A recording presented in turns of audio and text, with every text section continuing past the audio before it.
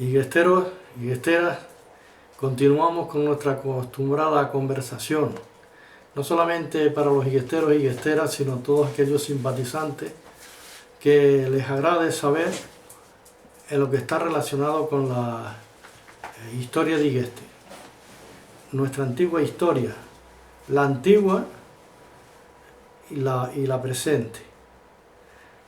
Pues como recordarán, el otro día estuvimos hablando de diferentes cosas como lo que significaba una jurada, lo que era un chajoigo, lo que era una calzada, lo que era una fuente, lo que era un ere, y ya habíamos empezado a hablar lo que era una jurada horadada en la roca. Y citamos de las juradas que tenemos en Higueste, que son bastantes. Ya habíamos hablado de la jurada de las vueltas, que está en Chafache. Habíamos hablado de la jurada, si no mal lo recuerdo, de Gonzalianes.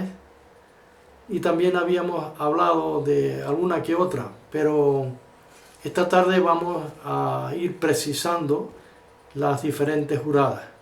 Por ejemplo, la jurada de Viera. Es curioso que esta jurada está cuando se sube a Yacorche a la derecha, en esa ladera que se llama, en su extensión, es una ladera muy grande, sobre Cueva Cumplida. Ahí está un famoso corral, un poco más abajo, hacia afuera, está un famoso corral que se llama el Corral de la Jurada. Pues es curioso que, repito, y perdonen que use esta expresión a menudo, repito, claro, no es fácil de tener una conversación bastante coherente, pero bueno, cada uno se expresa como sabe y como puede, ¿no? Y así lo hago yo. Pues volviendo al tema del Corral de la Jurada, no se ve, a simple vista no se ve, tanto si vienes desde lo alto de Chacorche hacia abajo, como si subes hacia arriba, no es fácil verla. Sin embargo, no sé por qué, cuando se oscurece un poco el día, que está nublado, que está un poco, que no está de sol, de espléndido sol, se produce un tipo de, como si fuera de fenómeno, un efecto óptico. Cuando yo tenía las cabras en el Risco Caído, me acuerdo de estar ordeñando y estar lloviendo a cántaros, algunos años buenos, por supuesto, que venían de lluvia, y a veces truenos, algún relámpago, pues mirar desde ese lugar del corral del Risco Caído hacia arriba al de la Jurada. Y entonces se veían los dos ventanales, tanto de entrada como de salida. Y al fondo tengo en mi retina perfectamente cómo se formaba lo que está relacionado con el arco iris al fondo en Joncho. Pero era una vista espectacular. Otros días normales no se veía ese efecto óptico. Por eso recuerdo perfectamente en esas épocas de ver el Corral de la Jurada y la Jurada, que era muy precioso, era bello ver aquel paisaje. Después tenemos la otra, pasando al término de jurada, pasamos a la jurada que está por fuera de la Cuesta de las Tablas. Al principio de la Cuesta de las Tablas subimos, hay un camino ascendente o descendente, por supuesto, arriba a las Huérfanas, a la Olla de los Corrales. Pues a medida que subimos por ese camino, hay una torre metálica actualmente, que desgraciadamente estropeó todo el paisaje. Hay otra jurada. Yo he estado allí y si te entras dentro de ella, pues ves en su extensión toda la ladera de la Cuesta de las Tablas hasta abajo la cuesta. Y si te pones en el lado contrario, pues ves toda la Tabaibilla, Higueste, todo lo que se llama la zona de Maja, Bajo Maja. Es también una vista espectacular. Pues creo que esa zona ahí se llama, más arriba se llama Reventón, pero ahí concretamente no estoy seguro si abarca ese nombre de Reventón o en sí sería en su extensión la zona del Fuerte, como ladera, la ladera del Fuerte, sobre lo que era y es de los herederos de Hecho Domingos Torres Rodríguez y Chamaría Remedios Oliva Pestano. Era encima de esos andenes, ahí está la famosa jurada para el que la quiera ver, y nosotros como higuesteros sabemos que está ahí. Después, pasando a otras juradas con otros diferentes nombres, está la jurada del lomo de macho. Eso es una pequeña jurada que hay que ir al mismo lugar porque es como una gatera que se pasa de un lado a otro, pero esa no es tan ancha en cuanto a orificio o dimensiones se refiere. También tenemos la jurada de la Sabina. La jurada de la Sabina está yendo como para la fuente del Chajarche. Cuando llegas a la fuente de la Visita a la Virgen y la fuente de Damaso, giras hacia adentro y coges esa vereda para encontrarte con el paso de la Sabina, un paso un poco, porque debajo hay un precipicio enorme. Pues debajo de ahí, de ese paso, está la famosa jurada que se llama la jurada de la Sabina. Recuerdo de pequeños nosotros, los chicos jóvenes, incluso unos amigos recientemente me lo recordaron, de cuando íbamos en busca de la época de las pardelas y bueno, total que no había hueco, buracho, cejete, llamémonos en el lenguaje canario, que todos nos entendemos, que nosotros nos revolviéramos y supiéramos. Precisamente ahí fue una vez, fui con Policarpo y empezó Policarpo Batista, se metió dentro de lo que era un corral, donde está esa jurada, y empezó a, como si fuera un reptil, a entrar y a bajar lo que se llaman chabocos, pequeños chabocos, y venga y venga. Entonces eso estaba hecho como si fuera una espiral volcánica, por supuesto, y bueno, Policarpo estaba empeñado en llegar hasta el fin del fin. El caso es que yo, a pesar que teníamos unas velas, pues cosa de niño, yo cogí miedo porque el problema era si se perdía o se quedaba entaliscado por ahí adentro, después no podía salir. Y yo dándole prácticamente gritos al amigo Policarpo para que desistiera y que ya estaba bien de exploración. Pero bueno, tanto así que esto hoy me causa bastante risa, y si a él se lo recordara, por supuesto que si se acuerda de esa experiencia, pues también terminará riéndose, porque era cosa de niños, era manera de entretenernos, contrario a lo que hacen los niños de ahora, ¿no? Pero era lo que había y entonces éramos felices, total. Bien, pues pasamos a seguir hablando de más juradas, y está la jurada más arriba del paso de la Sabina. Había una jurada pequeña también en orificio. Fíjense usted si era pequeña, que era como una gatera. Y esa jurada está justo en el mismo paso del geito. Un geito es un movimiento de cintura, un geitito. Creo que esa palabra creo que es portuguesa, pero dice le di un geito y lo arreglé, ¿no? O le di un geitito cuando se rompe un hueso, dice le di un geito y puse el tendón en su sitio. Bueno, eso es así. Y tenemos que entenderlo porque estamos hablando en una terminología canaria, no de finoles de la ciudad, ¿no? Pero bueno, al fin y al cabo lo que estoy hablando es de la jurada esta. Y el geito, el paso del geito, es un paso solamente puede pasar una persona, uno delante y otro detrás, no pueden ir dos. Debajo está el andén que se llamaba el andén de Chojuan el de Luciano. Es un precipicio a pico, pero aquello son unos andenes que están debajo. Bueno, pues yo me acuerdo las primeras veces que llegué a ir con mi padre, cuando íbamos a lo mejor en busca de hierba o otras cosas por el estilo, él pasaba por el paso. Era un paso pulido, brillante. Había un pasito, pero eso no es que estaba el paso hecho, sino era un paso natural. Un paso natural quiere decir no estaba hecho de piedra para pasar o no, sino era un paso natural y brillaba. Pero claro, el risco impulsaba al vacío. Entonces había que tener un un equilibrio enorme para pasar. Sí es cierto que yo de mayor, estaba hablando cuando pasaba con mi padre, pero yo de mayor llegaba a pasar con hierba, etcétera, pero que había que hacer el movimiento giratorio de cintura para no tropezar en el risco y no mirar mucho hacia abajo, porque entonces se le quitaban a uno las ganas, no eras capaz de pasar.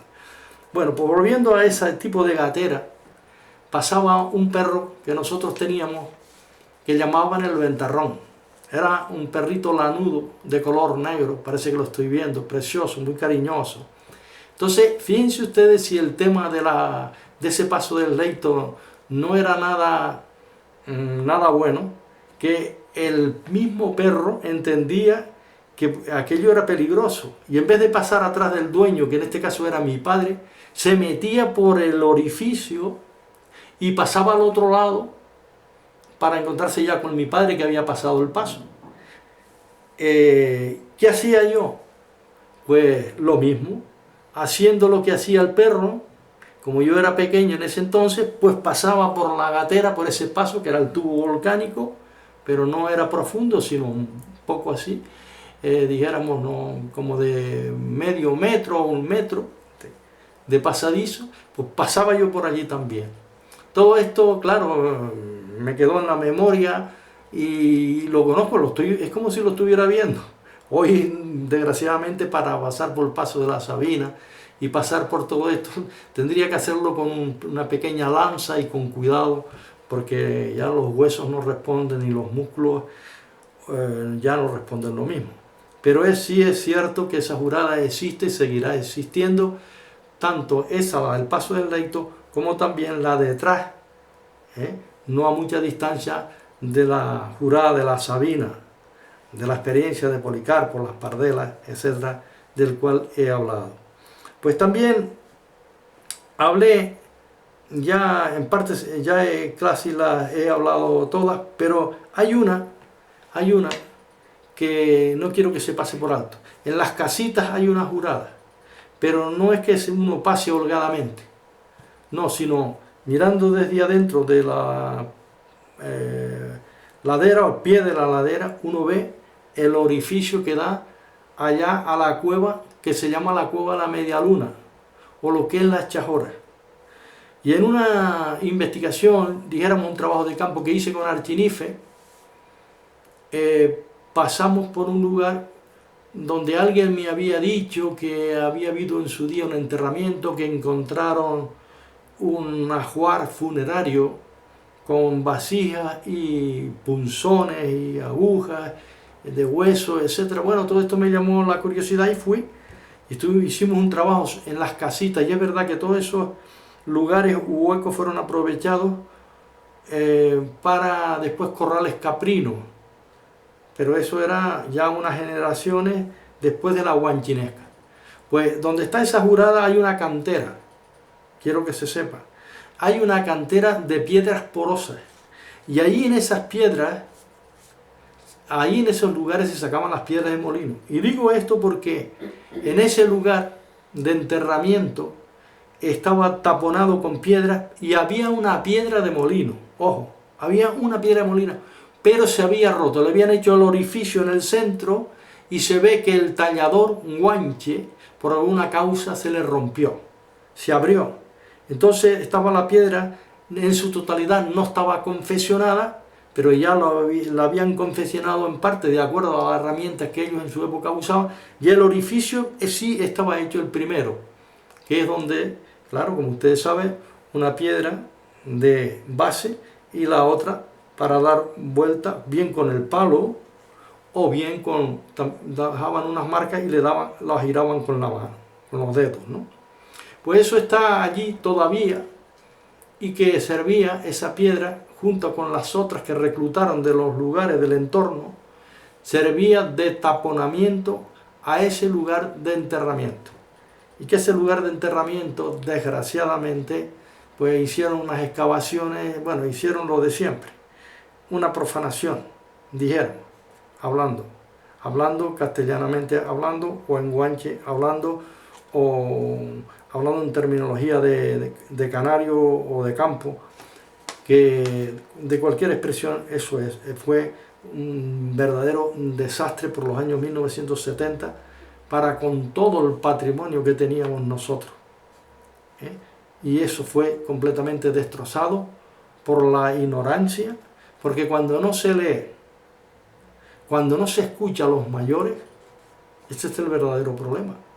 Porque es que yo recuerdo de pequeño de buscar en las cuevas todo ese tipo de curiosidades, no solamente yo, sino con los amigos. Y cuando comunicábamos a nuestros mayores, a nuestros abuelos, a nuestros padres, lo que habíamos encontrado, inmediatamente nos llamaban la atención y nos decían: eso no se toca, porque esos son huesos de los guanches. Con estas reprehensiones, o esos toques de atención, nos daba a nosotros a entender, y lo entendíamos, lo que no se debía de hacer de acuerdo a la sugerencia de nuestros mayores. Pero sobre el 1970, esto fue algo terrible. Así que es mejor no seguir hablando porque nos ponemos malos, porque es que era el patrimonio, porque tenemos que entender que este fue el último asentamiento aborigen. Es de suponer que fuera uno de los últimos asentamientos del pueblo guanche, y que después aquí los guanches pues se fueron adaptando a la nueva culturización, a la nueva cultura, a la nueva civilización, o mal llamada civilización, como queramos, pero que sus antiguos y todos esos lugares para los guanches no fue cosa de olvido, sino estaban ahí.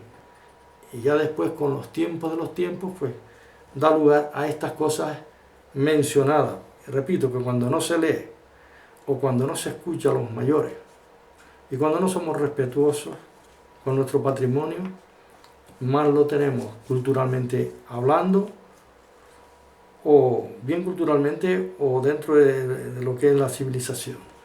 Bueno, pues después de haber hablado de jurada, me viene a la memoria otra jurada. Esa fue haciendo un trabajo también con Artinife de campo. Me encontré con una jurada que no se ve por ningún lugar, sino que tienes que estar en ella.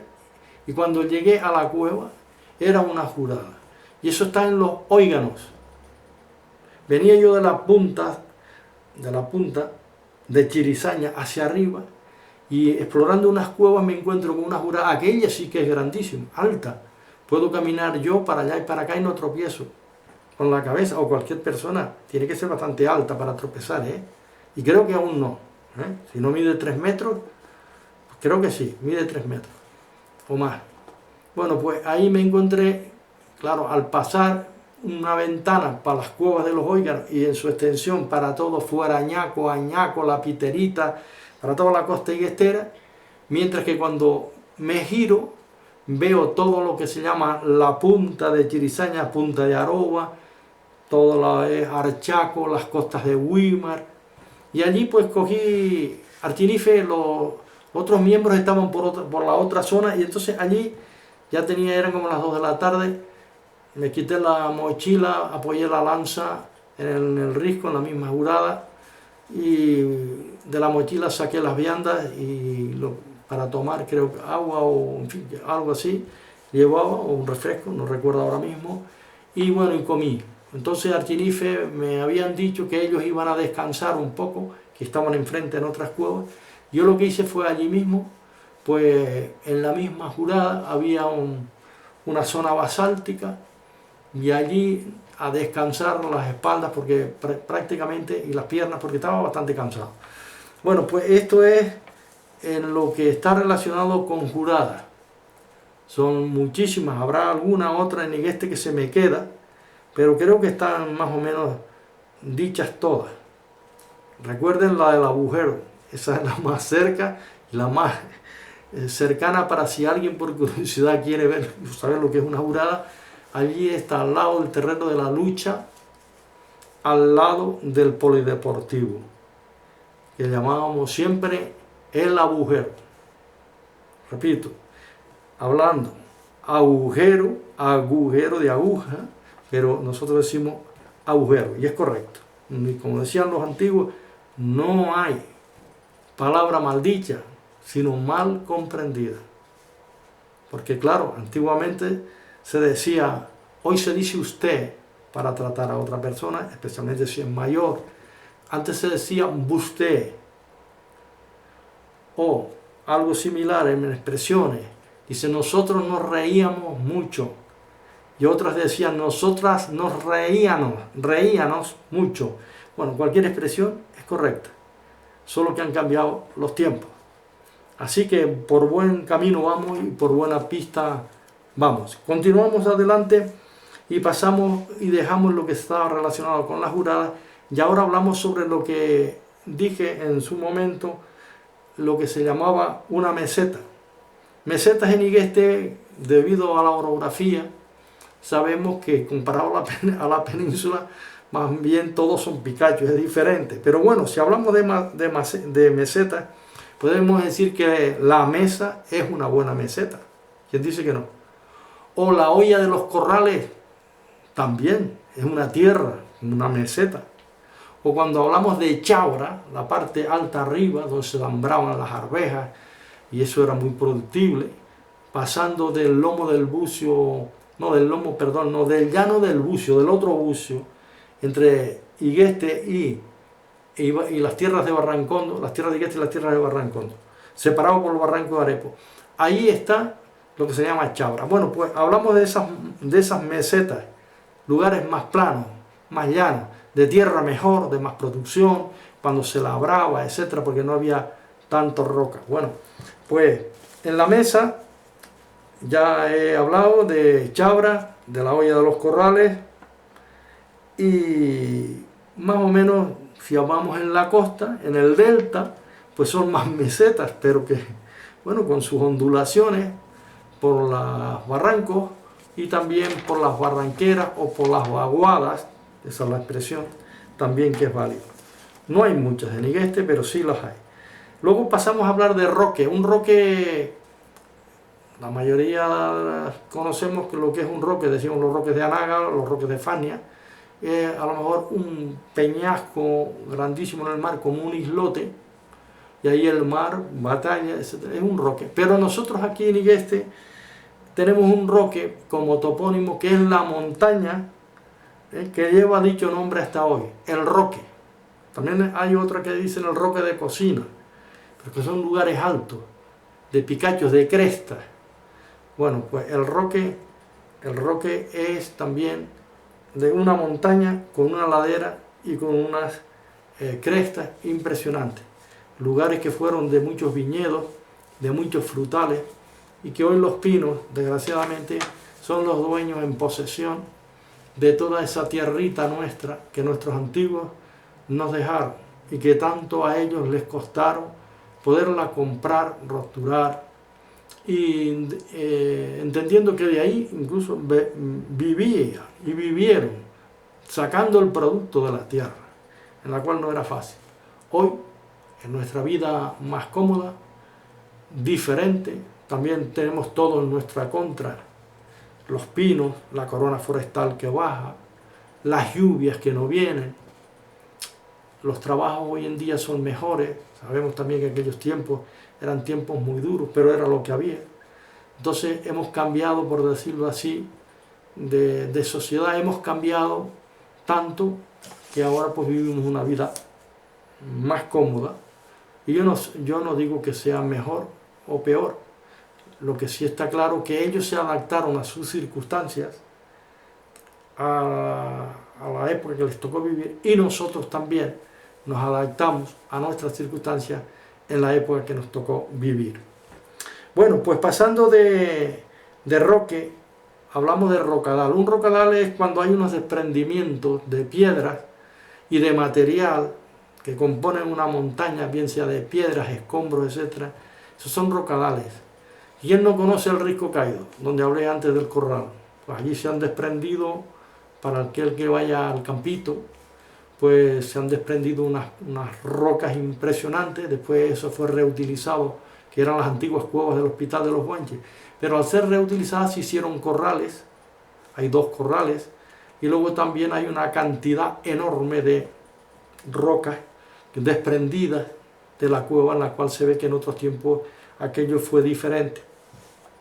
Pero que si fue la cueva del hospital, y de que aquello fue un lugar de tránsito aborigen, porque hay unos concheros con unas lapas impresionantes, lapas no, conchas y burgados, en la cual se entiende que ellos iban al mar, lo subían, lo consumían, era lo que había. Dentro de su dieta, pues también los moluscos marinos a ellos les beneficiaban, y por esa causa o razón aparecen todos esos restos. Y que esos restos los tengo en un lugar, lo tengo fotografiado. En mi libro La toponimia antigua del Valle de Igueste está la fotografía de ese conchero, pero yo lo tengo escondido para que nadie lo profane. ¿Por qué? Bueno, porque alguien sabe que está el conchero y un día va y le llamó la curiosidad y coge la concha y se lleva una, porque la ve grande, es como una, bueno, enorme, enorme. No eran como las de ahora, eso era antes, vamos. Y otro día va otro día y terminan porque se llevan todo. Y aunque eso aparentemente parezca que no tiene ese valor, pero sí lo tiene, porque eso es parte del patrimonio. ¿Cómo podría yo atestiguar que aquello fue la cueva del hospital y que aquello fue lugar de tránsito aborigen? ¿Quién lo testifica? ¿La palabra?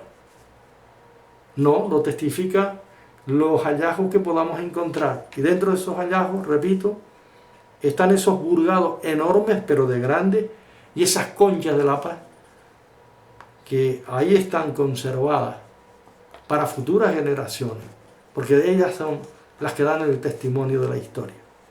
Bueno, o en parte. Pues hablando de Rocadales, ¿quién no conoce, subiendo por Afirama, yendo a Los Leones, el desprendimiento que hay allí de la famosa montaña de Viera las Abejeras hacia Los Leones? Es curioso que en el año 1920, el año que nació mi padre, el 7 de diciembre de 1920 nació él.